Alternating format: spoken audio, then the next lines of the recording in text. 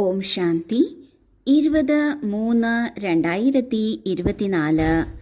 ഇന്നത്തെ മുരളിയുടെ main points. മധുരമായ കുട്ടികളെ, നിങ്ങൾക്ക് ഗുപ്ത സന്തോഷമുണ്ടായിരിക്കണം. നമ്മൾ പരമാത്മാ ബാബയുടെ യൂണിവേഴ്സിറ്റിയിലെ വിദ്യാർത്ഥികളാണ്. ഭാവിയിലെ പുതിയ ലോകത്തിലെ സമ്പത്ത് പ്രാപ്തമാക്കുന്നതിനായി പഠിച്ചുകൊണ്ടിരിക്കുകയാണ്. ഈ മുഴുവൻ ലോകത്തിലെയും ജനസംഖ്യ 800 കോടി ആത്മാക്കളോളമുണ്ട്. ആ 800 കോടിയിൽ നിന്ന് 33 കോടി ആത്മാക്കളാണ് ഈ ജ്ഞാനം ഒരിക്കലെങ്കിലും എടുക്കുന്നത്. ആ 33 കോടി ആത്മാക്കളിൽ 9 ലക്ഷം പേര് മാത്രമേ സത്യയുഗത്തിൻ്റെ തുടക്കത്തിൽ എത്തുന്നുള്ളൂ. തുടക്കത്തിൽ എത്തുന്ന ആത്മാക്കൾ എല്ലാ നിയമങ്ങളും പാലിക്കുന്നവരായിരിക്കും, ഉത്തമ ബ്രാഹ്മണരായിരിക്കും. ആ 9 ലക്ഷത്തിൽ 16,108 പേരാണ് റോയൽ ഫാമിലിയിൽ വരുന്നത്. ആ റോയൽ ഫാമിലിയിൽ വരുന്ന ആത്മാക്കളിൽ 108 പേരാണ് വിജയരത്നമായിട്ടുള്ളത്. 8 ആത്മാക്കളാണ് ഏറ്റവും ടോപ്പിൽ വരുന്നത്.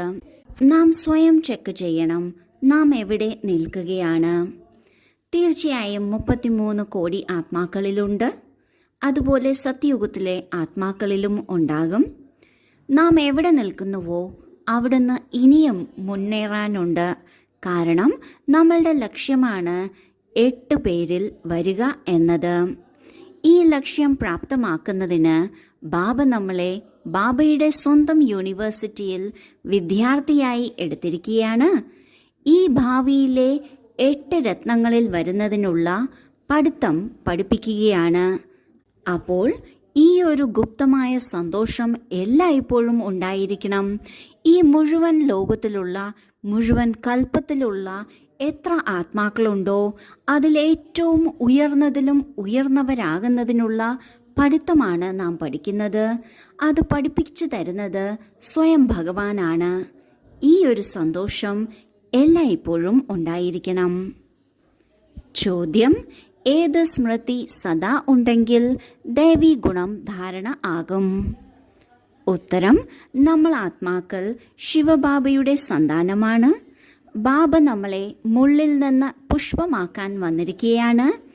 ഈ സ്മൃതി സദാ ഉണ്ടെങ്കിൽ ദേവി ഗുണം ധാരണ ആയിക്കൊണ്ടിരിക്കും. പഠിത്തത്തിലും യോഗത്തിലും പൂർണ്ണ ശ്രദ്ധയുണ്ടാകണം. വികാരങ്ങളോട് വെറുപ്പുണ്ടാകണം. എങ്കിൽ ദേവീ ഗുണം വന്നുകൊണ്ടിരിക്കും. ഏത് സമയമാണോ ഏതെങ്കിലും വികാരം നമ്മോട് യുദ്ധം ചെയ്യുന്നത്, അപ്പോൾ മനസ്സിലാക്കണം, ഞാൻ മുള്ളാണ്, എനിക്ക് പുഷ്പമാണ് ആകേണ്ടത് എന്ന്. നമ്മുടെ ലക്ഷ്യമാണ് സർവഗുണസമ്പന്നരാകുക എന്നത്. ഇങ്ങനെ സർവഗുണസമ്പന്നരാകുന്നതിന് തീർച്ചയായും ദേവീ ഗുണങ്ങൾ ധാരണ ചെയ്യണം. സദാ ഏത് കാര്യം ഓർമ്മയുണ്ടെങ്കിൽ ദേവീ ഗുണങ്ങൾ ധാരണ ചെയ്യാൻ സാധിക്കും. എല്ലായ്പ്പോഴും ഓർമ്മിക്കണം, നമ്മൾ ആത്മാവ് ശിവബാബയുടെ കുട്ടികളാണ്. നമ്മൾ ഈ യജ്ഞത്തിൽ ഈ ജ്ഞാനം കേൾക്കാൻ വരുന്നത് മുള്ളിൽ നിന്ന് പുഷ്പമാകുന്നതിനാണ്. ഈ കാര്യം എപ്പോഴും ഓർമ്മയുണ്ടായിരിക്കണം, നാം എന്തിനാണ് ഇങ്ങോട്ട് വന്നത് എന്ന്. പഠിത്തത്തിലും അതുപോലെ യോഗത്തിലും പൂർണ്ണ ശ്രദ്ധ നൽകണം. വികാരങ്ങളെ വെറുക്കുക തന്നെ ചെയ്യണം. എന്നാൽ നാം മനസ്സിലാക്കേണ്ടത്, നമ്മളുടെ ഉള്ളിലുള്ള വികാരത്തെയാണ് നാം വെറുക്കേണ്ടത്. മറ്റുള്ളവരുടെ ഉള്ളിലുള്ള വികാരത്തെ വെറുക്കുക തന്നെ വേണം, പക്ഷേ ആ വ്യക്തിയെ അല്ല. ഇപ്രകാരം വികാരങ്ങളെ ദൂരെയാക്കുന്നതിലൂടെ നമ്മളിൽ ദൈവീ ഗുണങ്ങൾ വന്നുകൊണ്ടിരിക്കും. എപ്പോഴെങ്കിലും നമ്മളുടെ ഉള്ളിൽ എന്തെങ്കിലും വികാരം വരുന്നു, അല്ലെങ്കിൽ വികാരത്തിൻ്റെ ആക്രമണം ഉണ്ടാകുന്നു എന്ന് നാം മനസ്സിലാക്കുമ്പോൾ നാം ഉടനെ തന്നെ തിരിച്ചറിയണം, ഞാൻ ഒരു മുള്ളായിക്കൊണ്ടിരിക്കുന്നു, എന്നാൽ എൻ്റെ ലക്ഷ്യമാണ് പുഷ്പമാകുക എന്നത്. നമ്മളുടെ ലക്ഷ്യത്തെ മുന്നിൽ വയ്ക്കുന്നതിലൂടെ നമ്മൾ എപ്പോഴെങ്കിലും വഴിയിൽ നിന്ന് മാറി സഞ്ചരിക്കുകയാണെങ്കിൽ തിരിച്ച് നമ്മളുടെ വഴിയിലേക്ക് വരാൻ സാധിക്കും. ഇതിനാൽ ബാബ പറയുന്നു, എപ്പോഴും നാം എന്തിനിവിടെ വന്നു എന്നത് ഓർമ്മയിൽ വെക്കണം. നാം വന്നിരിക്കുന്നത് മുള്ളിൽ നിന്ന് പുഷ്പമാകുന്നതിനാണ്. ധാരണയ്ക്കുള്ള മുഖ്യസാരം: 1. ആരുടെയും ഹൃദയത്തെ വേദനിപ്പിക്കരുത്. ഉള്ളിൽ എന്തെങ്കിലും ഭൂതമുണ്ടെങ്കിൽ ചെക്ക് ചെയ്ത് അതിനെ മാറ്റിയെടുക്കണം. പുഷ്പമായി എല്ലാവർക്കും സുഖം നൽകണം. 2. നമ്മൾ ജ്ഞാനസാഗരൻ്റെ കുട്ടികളാണ്. അപ്പോൾ ഉള്ളിൽ ജ്ഞാനത്തിൻ്റെ അലകൾ സദാ ഉണ്ടായിരിക്കണം. സേവനത്തിനുള്ള യുക്തികൾ രചിക്കണം. ട്രെയിനിലും സേവനം ചെയ്യണം. ഒപ്പത്തിനൊപ്പം പവിത്രമാകുന്നതിന് ഓർമ്മയുടെ യാത്രയിലും ഇരിക്കണം. ആദ്യത്തെ പോയിന്റിൽ ബാബ പറയുന്നു, ഒരിക്കലും ആരുടെയും ഹൃദയത്തെ വേദനിപ്പിക്കരുത്. ബാബ സ്വയം ദുഃഖം ഹരിച്ച് സുഖം നൽകുന്നവനാണ്. നമ്മളെല്ലാവരും രാവണന്റെ പിടിയിൽപ്പെട്ട് ദുഃഖിതരായി മറ്റുള്ളവർക്കും ദുഃഖം കൊടുത്തുകൊണ്ടിരിക്കുകയായിരുന്നു.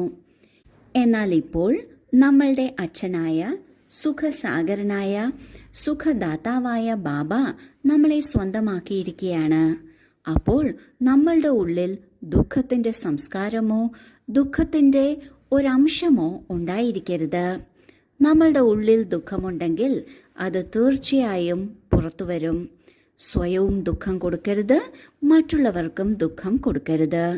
അതിനാൽ എന്താണ് നമ്മളുടെ ഉള്ളിൽ ദുഃഖത്തിന് കാരണം എന്നത് നോക്കി മനസ്സിലാക്കി അതിനെ മാറ്റിയെടുക്കണം.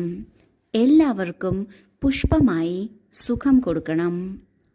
രണ്ടാമത്തെ പോയിന്റിൽ ബാബ പറയുന്നു, നമ്മൾ ഓരോരുത്തരും ജ്ഞാനസാഗരൻ്റെ കുട്ടികളാണ്. മാസ്റ്റർ ജ്ഞാനസാഗരമാണ്, ജ്ഞാന നദിയാണ്. അപ്പോൾ നമ്മളുടെ ഉള്ളിൽ ജ്ഞാനത്തിൻ്റെ അലകൾ എപ്പോഴും ഉണ്ടായിരിക്കണം. സേവനം എങ്ങനെ ചെയ്യണം, എവിടെ ചെയ്യണം, ഏത് തരത്തിൽ ചെയ്യണം, ഏത് സമയത്ത് ചെയ്യണം എന്നതിനുള്ള യുക്തികൾ രചിക്കണം. ട്രെയിനിലും സേവനം ചെയ്യണം. ഒപ്പത്തിനൊപ്പം പവിത്രമാകുന്നതിന് ഓർമ്മയുടെ യാത്രയിലും ഇരിക്കണം. കാരണം സേവനം മികവുള്ളതാകുന്നത് ഓർമ്മയുടെ ബലത്തിലൂടെയാണ്.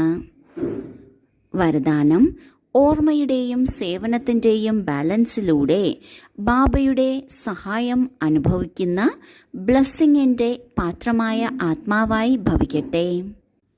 എവിടെ ഓർമ്മയുടെയും സേവനത്തിൻ്റെയും ബാലൻസ്, അതായത് സമാനതയുണ്ടോ, അവിടെ ബാബയുടെ വിശേഷ സഹായം അനുഭവപ്പെടുന്നു. ഈ സഹായം തന്നെയാണ് ആശീർവാദം. കാരണം ബാബ്ദാദ അന്യ ആത്മാക്കളെ പോലെ ആശീർവാദം നൽകുന്നില്ല. ബാബ അശരീരിയാണ്. അങ്ങനെയുള്ള ബാബ്ദാദയുടെ ആശീർവാദമാണ് സഹജവും സ്വാഭാവികവുമായ സഹായം ലഭിക്കുക. ഇതിലൂടെ അസംഭവ്യമായ കാര്യവും സംഭവ്യമാകുന്നു. ഈ സഹായം തന്നെയാണ് ആശീർവാദം. ഇങ്ങനെയുള്ള ആശീർവാദത്തിന് പാത്രമായ ആത്മാക്കളാണ്. അവർ ഓരോ കാൽവയ്പിലും പദമങ്ങളുടെ സമ്പാദ്യം ശേഖരിക്കുന്നു. ബാബ എപ്പോഴും പറയുന്നതാണ്, ഓർമ്മയുടെയും സേവനത്തിൻ്റെയും ബാലൻസ് വേണം. ഓർമ്മയിൽ ശ്രദ്ധയുണ്ട്, എന്നാൽ സേവനത്തിലില്ല. സേവനത്തിൽ ശ്രദ്ധയുണ്ട്, എന്നാൽ ഓർമ്മയിൽ മുകളിലും താഴെയുമാണ്. അങ്ങനെ ഒരു സ്ഥിതി അല്ല ബാബ ആഗ്രഹിക്കുന്നത്. അതിനാൽ ഏതു കുട്ടികളാണോ ഓർമ്മയുടെയും സേവനത്തിൻ്റെയും ബാലൻസ് വെക്കുന്നത്, അതായത് ഓർമ്മയും സേവനവും സമാനമായി മുന്നോട്ട് കൊണ്ടുപോകുന്നത്, അവർക്ക് ബാബയിൽ നിന്ന് നിറയെ ബ്ലെസ്സിങ് ലഭിക്കുന്നു. ബ്ലെസ്സിങ് എന്നത്, അല്ലെങ്കിൽ ബാബയുടെ ആശീർവാദം എന്നത്, മറ്റുള്ളവർ നൽകുന്നത് പോലെ താങ്ക് യു, നന്ദി തുടങ്ങിയ വാക്കുകളിലൂടെയോ സാധനങ്ങളിലൂടെയോ എന്നതിലുപരി ബാബയുടെ കൂടെയുണ്ട് എന്നതിൻ്റെ അനുഭവമാണ്. ബാബ അസംഭവ്യമായ കാര്യങ്ങളും സംഭവ്യമാക്കുന്ന തരത്തിലുള്ള സഹായം നൽകുന്നു. ഇതാണ് ബാബയുടെ ആശീർവാദമെന്ന് പറയുന്നത്. അതിനാൽ ബാബ പറയുന്നു, ഇങ്ങനെ ഓർമ്മയുടെയും സേവനത്തിൻ്റെയും ബാലൻസ് വെച്ച് ബാബയിൽ നിന്ന് ആശീർവാദം എടുക്കുന്ന ആത്മാക്കളുടെ ഓരോ കാൽവയ്പിലും കോടികൾ പദമങ്ങൾ ശേഖരിക്കപ്പെടുകയാണ്. സ്ലോഗൻ: സകാശ് നൽകുന്നതിന് അവിനാശിയായ സുഖത്തിൻ്റെയും ശാന്തിയുടെയും സത്യമായ സ്നേഹത്തിൻ്റെയും സ്റ്റോക്ക് ശേഖരിക്കൂ. ഓം ശാന്തി.